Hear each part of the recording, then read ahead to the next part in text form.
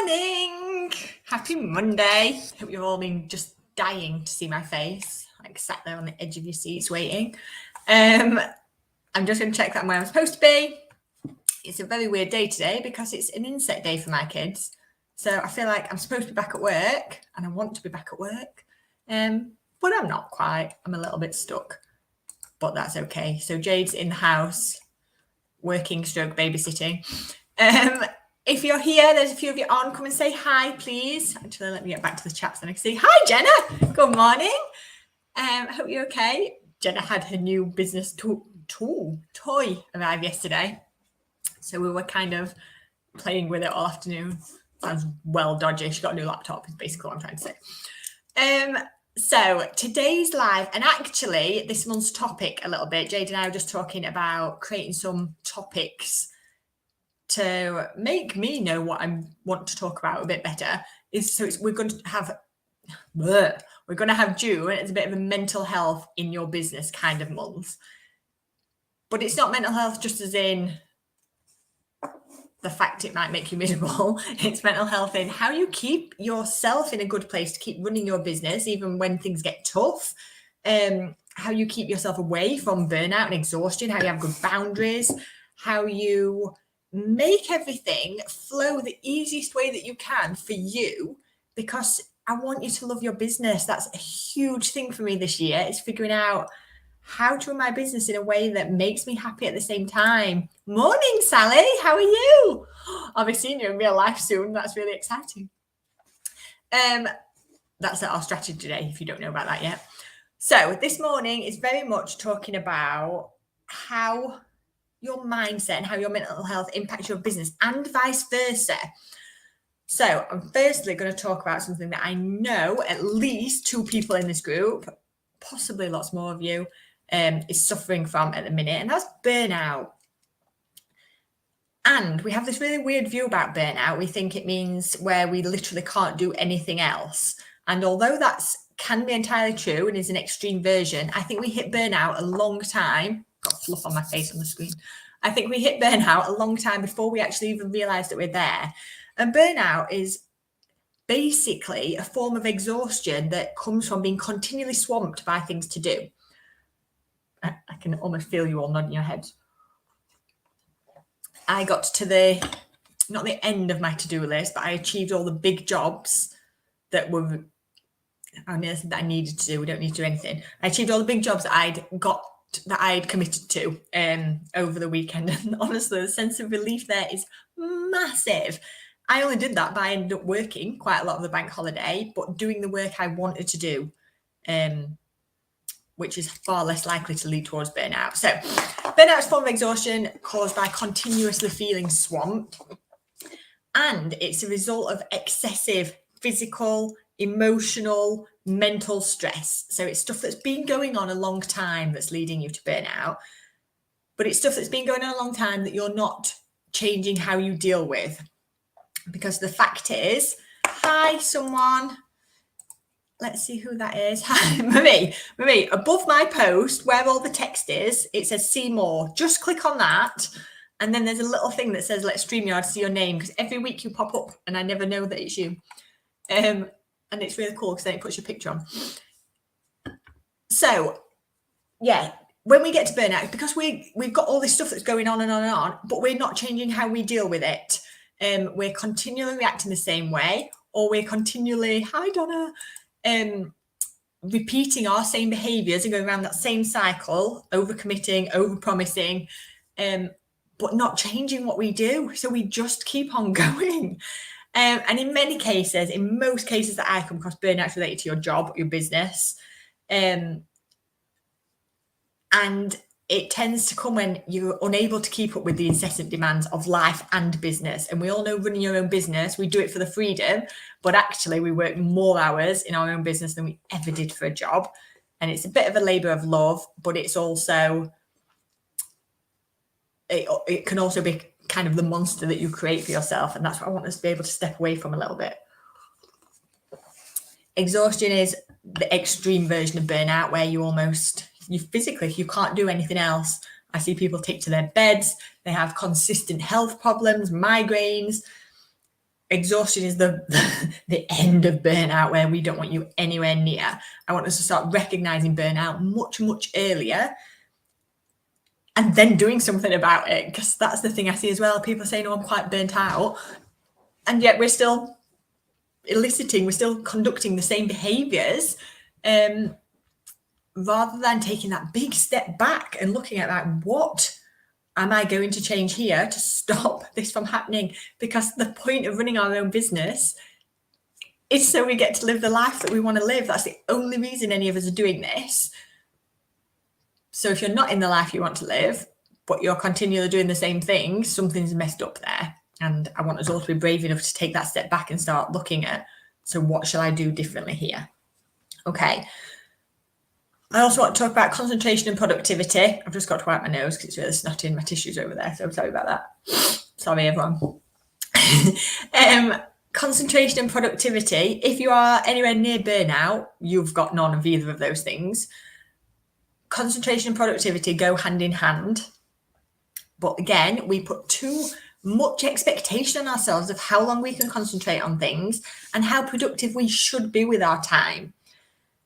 It's something that I'm getting way better at, and is why I lecture things like the daily planner that I've put out today as a post, and the three MITs, the three most important tasks that you need to do, that you decide you're going to do today to move yourself forward. So if you've not heard me talk about MITs before, every single night before I go to bed, I set myself 3 tasks that I'm going to do the next day.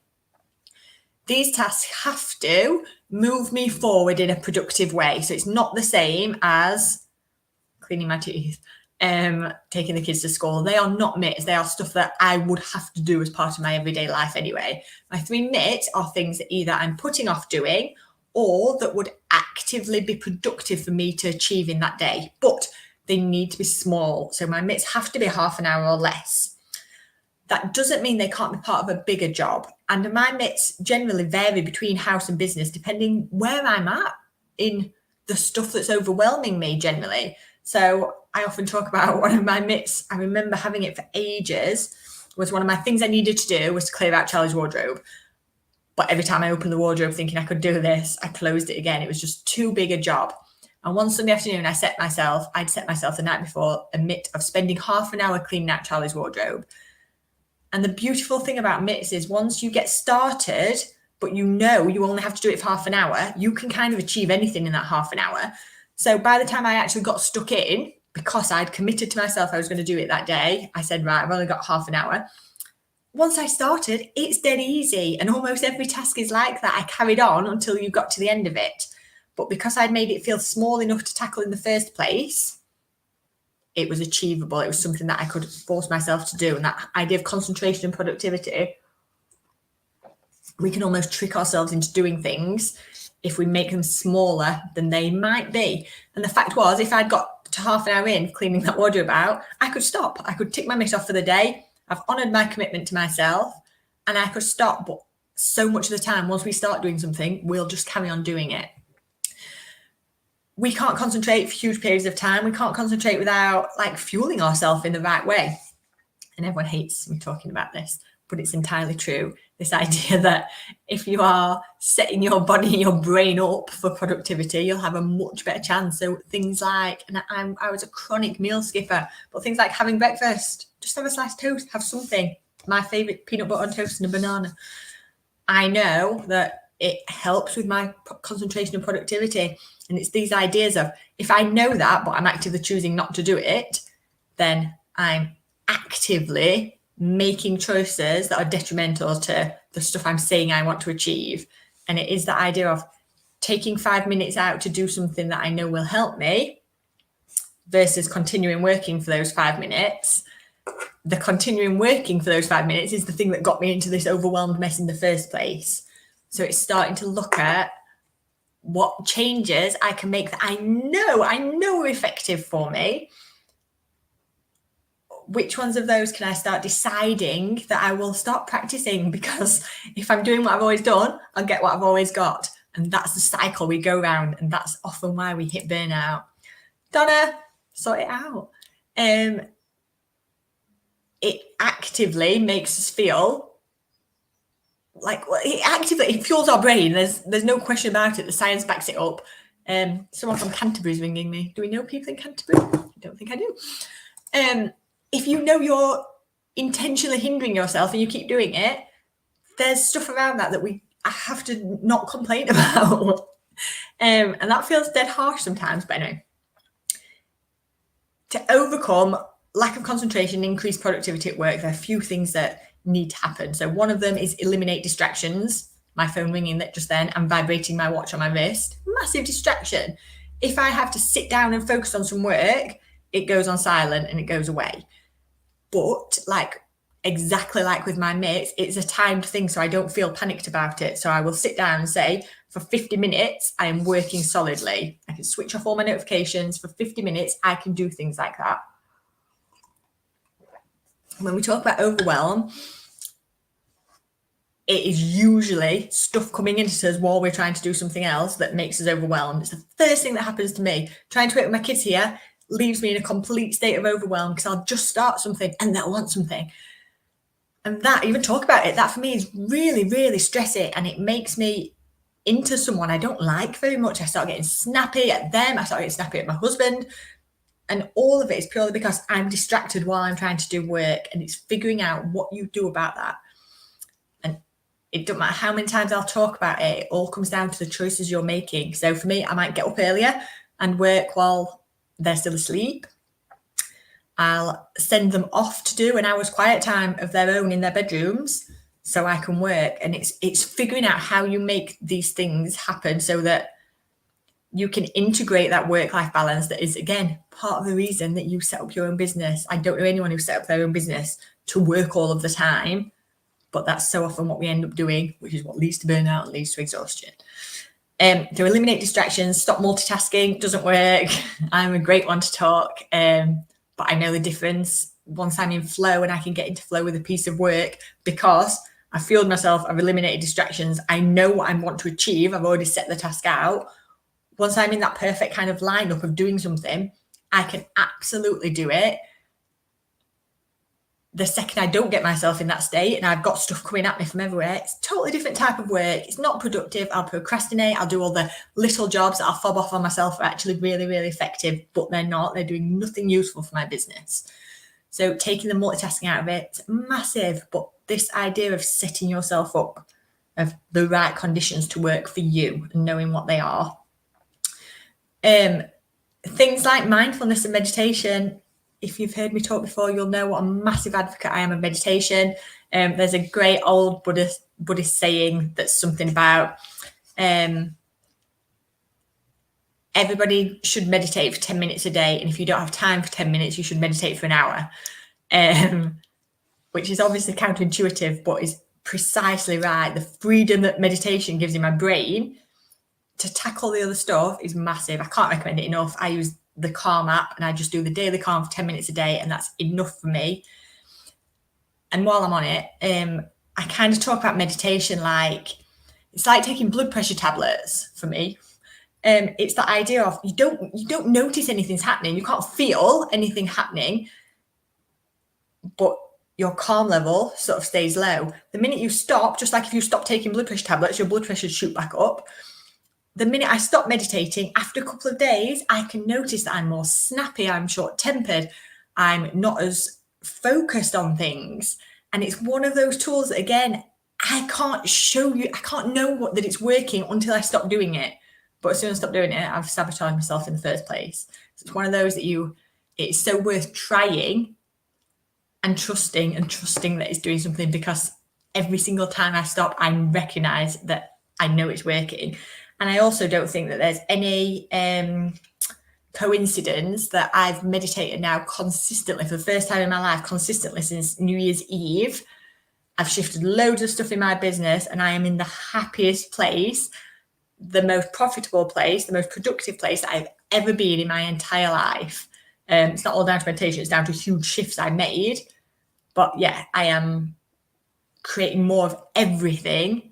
And I know that's a massive part. Just like I know eating breakfast helps me. I don't enjoy doing it. I don't enjoy sitting for 10 minutes a day. It feels like a waste. And it's that it's that big difference between instant gratification and long-term goals. I could be more instantly gratified doing 10 minutes extra work, but long-term, I know this has a better effect on me. It's like healthy eating, everything, sleeping more, drinking water. I don't enjoy doing any of it, but I know it's worth it. I know it has an active impact like on my mental health and therefore on the success of my business, the productivity of my business. Sally, I'm so surprised you don't meditate out of like, Sally's a holistic therapist. Like out of all the stuff I do, this is definitely, what's this bit of hair? This is definitely one of the most important things. And like I said, I hate it. I don't enjoy it. I'm sat there thinking, I can't wait for this to be over a lot of the time. And then I go back to my breathing. But it's huge that I honestly can't credit it with enough. But it's one of those things where you won't see the evidence unless you stop doing it. And that's really annoying. Get more sleep, get loads more sleep. Another massive thing, our brain does so many things when we're asleep that I'm not going to go into because I'll be here for days. But again, in terms of focus and concentration and that motivation, that bit when you get up in the morning and you're like, right, what a great day this is going to be. Loads of that is to do with right at kind of the end of our sleep cycle, our brain refills our glial cells with glucose, which is basically our mental motivation for the day. And that kind of happens right near the end of your sleep cycle. So if you're not getting enough sleep, you're not getting that part done for you. So you wake up still feeling tired and sluggish and without the get up and go that you would feel if you'd had a proper night's sleep. I can't recommend sleep enough. Yay, Donna. Donna's a massive convert. Katie Beth, who's not on here today, is a huge convert. She was the one who inspired me to flipping stick with my streak. I think the longest streak I'd ever done before this one was 30 days in a row. In fact, it was. And that was a New Year's Day to the 30th of January. And then I went away for my wedding anniversary and didn't do it a few years ago. And that was my longest ever streak. And now I'm like 160 odd days. It's mega. Best thing ever. Absolutely. So exercise is one of my things. That idea, when you're stuck, when you're like sat at your screen, you want to work and you sort of know what you want to do, but nothing's coming out, get away and go and move your body, like however you want to move, even if you whack some music on and dance in the kitchen. This talk's turned into a really different direction to what I thought it was going to. But your exercise bike, honestly, moving your body is one of the quickest ways to get your focus back and your productivity back. It releases loads of good hormones. And that idea of doing it before you get the girls up, again, it's that bit of time for you, for your brain to sort of engage with the day a little bit. What did I say, Donna, that you feel like this? Because I can't remember. Sorry, tell me. Take a short break. If you're staring at your screen and you're not being productive, take a little break. Get out in the sunshine if you can, especially if you're feeling the mid-afternoon slump or post-lunch slump that I often get outside, get some daylight, roll your sleeves up, get a bit of extra vitamin D, hugely important. And getting some sunlight sort of resets our melatonin clock and another hormone that I forgot the name of that I was literally reading about this morning. And it will re-wake you up a little bit. It'll reset where your body thinks you are. Distracted, not being productive. Go move your body, without a doubt. Go move your body. Go and eat something. If you're not at breakfast, go and eat something that will give you some energy. Just have a banana. That simple will reset everything and crack some music on because that definitely shifts my brain. What else can we do? What are some other good practices? I'm just reading my notes that I made before I came on. So I've talked about setting small goals, and I mean small, half an hour or less. If you feel like you can't do anything today, and I know there are a couple of you in here, like I said, that are absolutely in burnout. If you feel like you can't do anything today, I want you to find one small goal, half an hour or less, that you commit to yourself to doing today. And that might be reading 15 minutes of a self-development book that inspires you. That's one of my biggest shifts. If ever I'm feeling in a funk and a bit bleh, I'll go and read 15 minutes. I'll go and read something like Don't Sweat the Small Stuff, because they're tiny little 2-page chapters that boost me immediately, that start making me think I'm just being ridiculous. And they just shift my mindset into, why am I doing this? So therefore, why am I sat not doing this? Is basically the thing. So set yourself small goals. If you've got handfuls of big projects on your calendar, so I'm a git for build Anisha's website. I've just finished Anisha's website this weekend. But if I've got build a niche's website as my task in my calendar, like, that's way too big. That's going to sit there for months and months and months before I can tick it off. However, starting to reduce that down to build the homepage on niche's website, sorted. I can actively see that's something I can achieve. Spend 30 minutes working on niche website. Really, really good one. So that 30 minutes will spiral, but it's how I get started. And that's everything for this kind of stuff, is how you get started, what you do to persuade yourself to get going in the first place. So yeah, finish project goals, not good goals. Write down the tasks that you need to do along that way to achieve that goal. I'm proper laughing at myself because I know that my Eisenhower box is full of big goals right now. So I will go and look at that again. In terms of mental health and business, I want you to sort of get this onto this whole business mindset, and it's starting to look at the stuff that's stopping you and shifting some of this stuff into the opportunities that you have to make it into something that's really effective in your business. Like, one of the things I know I need to do is I need to show up more. I need to be live more. I need to just have my face on stuff more. But to do that, I've got to take more photos and I've got to do more videos on things. And that, I just don't enjoy doing it. It's not a part of me. But I have to look at what my goal is and what will get me there. And so the problem that I've got around videos, I've got to see this as an opportunity to do something differently. I don't have to do it the same way everyone else does. I don't have to have makeup on. Like, that's a big thing. I don't have to do a video with makeup on. I have less and less on each week that you see me. And you're very lucky I've got even a smidgen on today, because I ran upstairs at 9:45 to stick a little bit on, which is ridiculous. And it's knowing that we all have these limiting blocks that stop us or could potentially stop us doing things. You guys don't care about my face. You care about the stuff that I'm telling you, and whether you can apply that and make that effective to you and your business. You don't care about my face.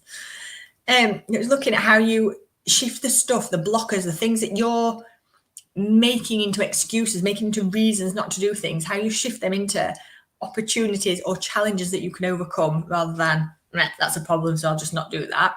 Donna spoke to me the other day about this idea of, instead of building, she'll try and escape. And that's what procrastination is to a degree. It's escaping doing the stuff you need to do to build.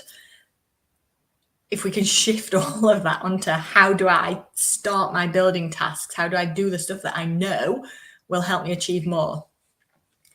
Hi, Eleanor. Alcohol-free, sleep so much better. I'm on a year alcohol-free on Wednesday. Again, that and meditation, best thing I ever did. Blue sky daily, the idea of getting out in the daylight. It's a proper thing. Claire Mannion talks about it all the time, but it's a proper real thing. It directly affects your hormones, directly gives you more of a boost again.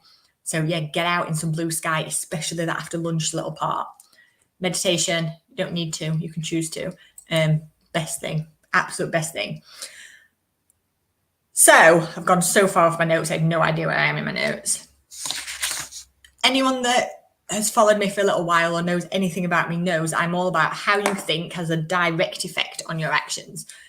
And the irony is, we can choose our thoughts, like our old ones will come up very quickly. Meditation is a great tool for helping you grab hold of those and change them and start recognizing the stuff that you're saying to yourself.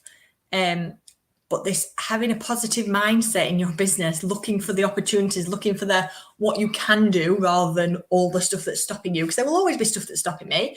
In the past, I would have used an inset day today as a reason not to do a live. Without question, I would have used that.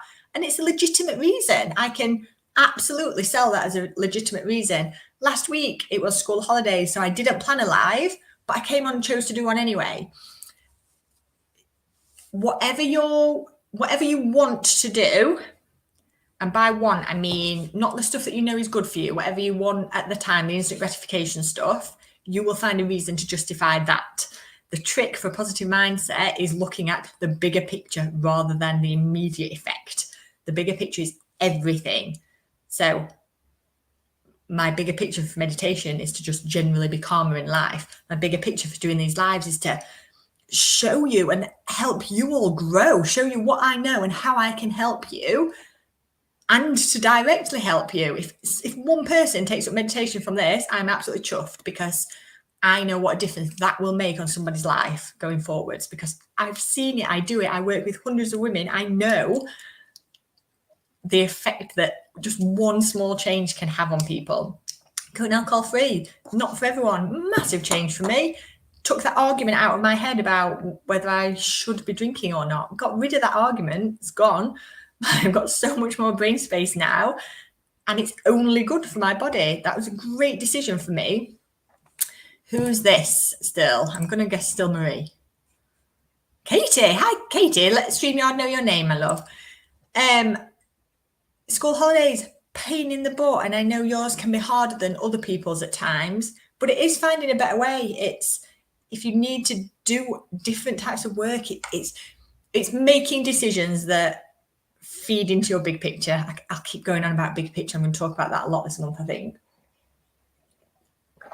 It's making the decisions that move you to where you want to be rather than the ones that suit you right now. And it's a tricky balance to do. While my kids were littler, I didn't feel it was as possible. Lockdown kind of showed me what I need to do to get to where I want to go.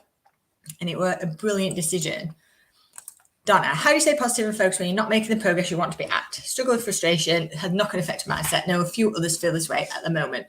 So I'm just going to get rid of that comment because it's over my head.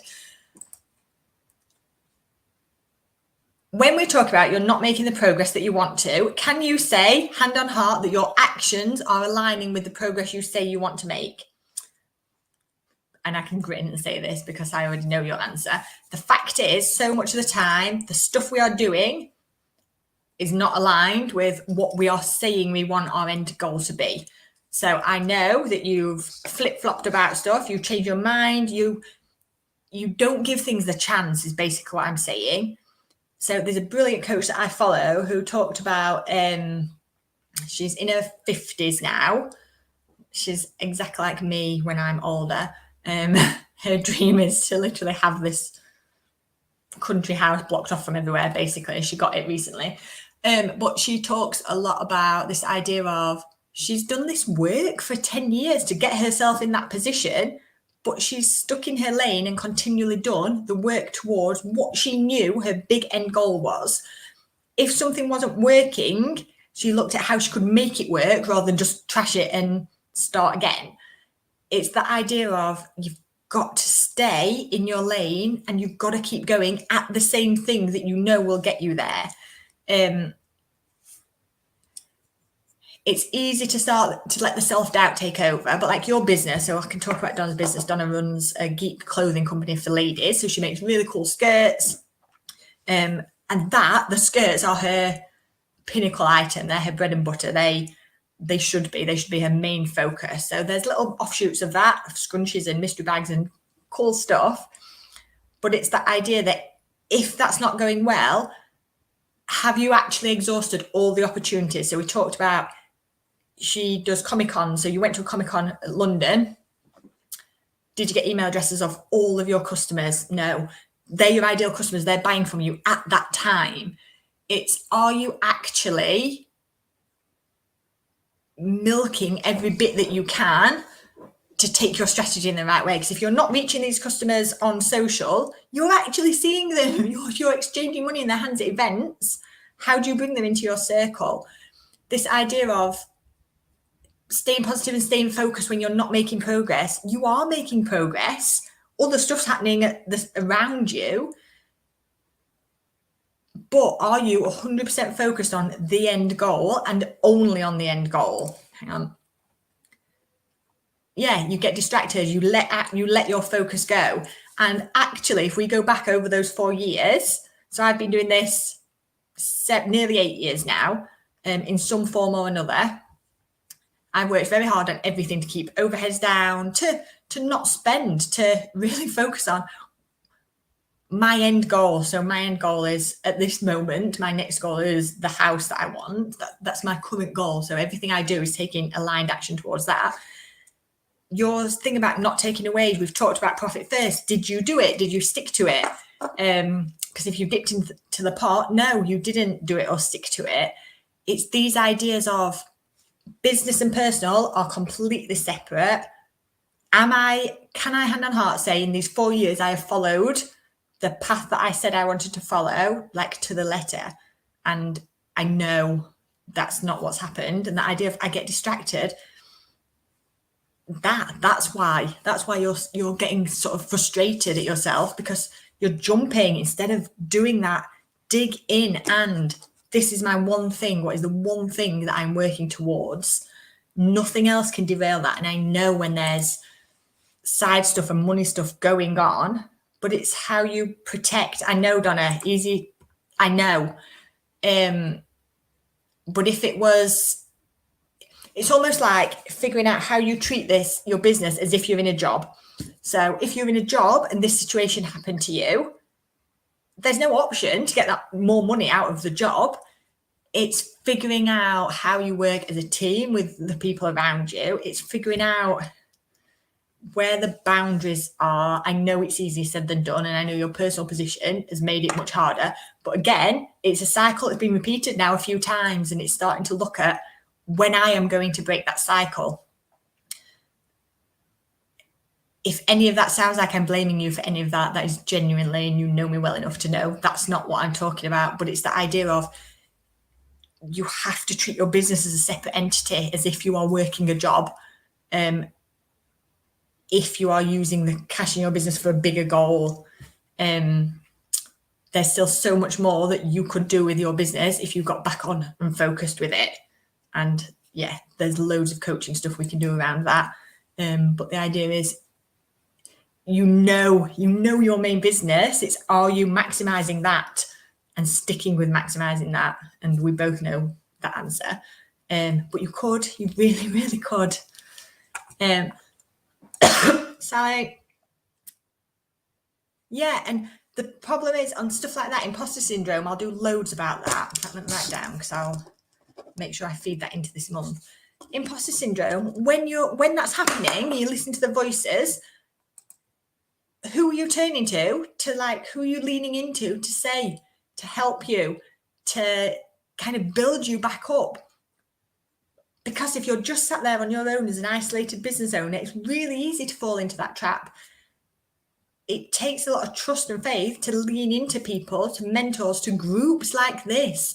You will not get any judgment in my group, because if anybody judges you, they will be out of my group. It's a really important part for me that we are absolutely cheerleading and supporting each other in the best way we can. But if you won't learn to lean in and let other people help you overcome that, you're going around the same cycle. And this is sort of what I'm talking about, is this: if we keep doing the same things, we'll keep getting the same things. So if we keep focusing on one thing and it doesn't seem to be going as fast as we want, so we change, we're going around that same cycle. This is a bigger issue. Far too much to get into here, but this is a bigger issue about your life choices. And it's unfair of me to put that onto you, but this is a bigger issue about who you let on your team.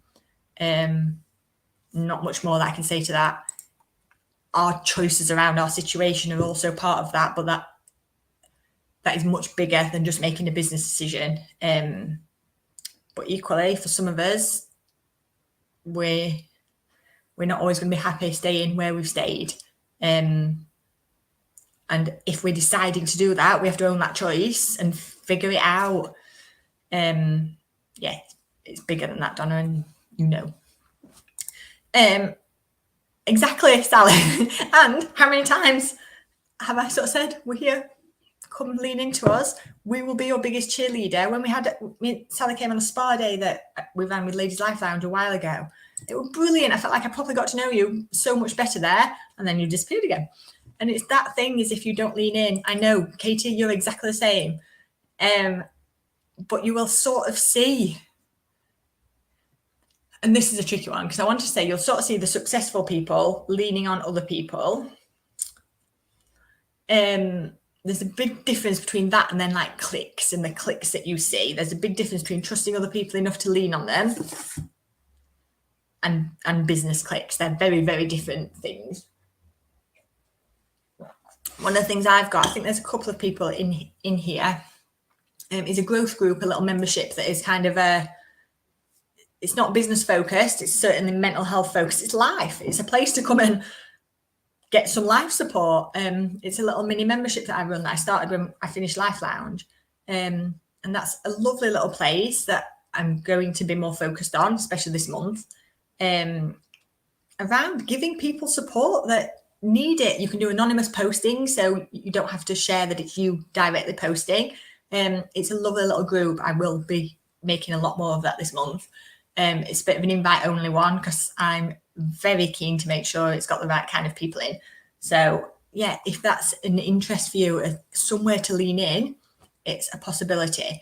But this idea of I'm not good at asking for help, change it. It's the idea of I don't know how because I've never had to do it before, but you can. And that I'm not good at is one of those excuses that will keep you there forever. Shouting up, I need a bit of help, please. That's the stuff that will take you to where you want to go next. Donna's in the growth group. It's a lovely place. Thank you. I promise I'm doing much more with it. I have plans. Right, I'm going to have to wrap up because I'm well over time and my sister's been babysitting. Not that I'm sure they're any trouble because Finn's currently doing Rapunzel Lego, last I saw. If you've got any questions, feel free to message me. Feel free to tag me in here. I'll do anything. It's not vulnerability to lean in, and that's a story you're telling yourself as well. Showing vulnerability is absolutely fine anyway, and actually is what makes us personable, but it's not vulnerable to lean into other people. It's only if you're telling yourself it is. For me, it's like a strength growth thing is if I lean into other people, they will help me be stronger rather than I'm being more vulnerable. And everything, just like I talked about at the beginning, everything about the stories I'm telling myself in my mind, my mindset stuff. Sally, I'll send you a message after. It would be a lovely place for you. If you used it, and this is the whole point of stuff like the growth group, it won't work if you don't use it. If you're not going to actively show up and ask for the stuff you need from us all, it just won't work. But I'll send you a message.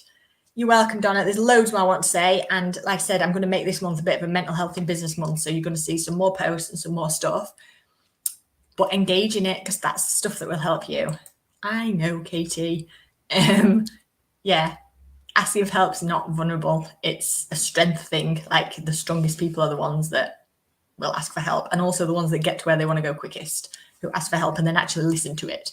Because that's the other part of it. Lots of people ask me for help and then don't do anything that I've suggested or we've talked about. Entirely pointless. Right, I'm going. Have the best week. You know where I am. All of you that sort of said you don't lean in, you know where I am if you want anything. I'm back next week with something else that Jade sent me that I don't know what it is unless I look. And that's how I love it. So I've got a whole day with Jade today. We're planning our strategy day. Eleanor's coming on that, aren't you? I've just been writing the agenda up for it. So that's our big plan. And actually, we're working on our 100-day goal. I'll be doing 90-day goal on strategy day, but me and Jade are working on that today as well. So I'm around at my laptop all day if anyone wants anything. All right, have a fab week, and I will talk to you all very, very soon. Bye.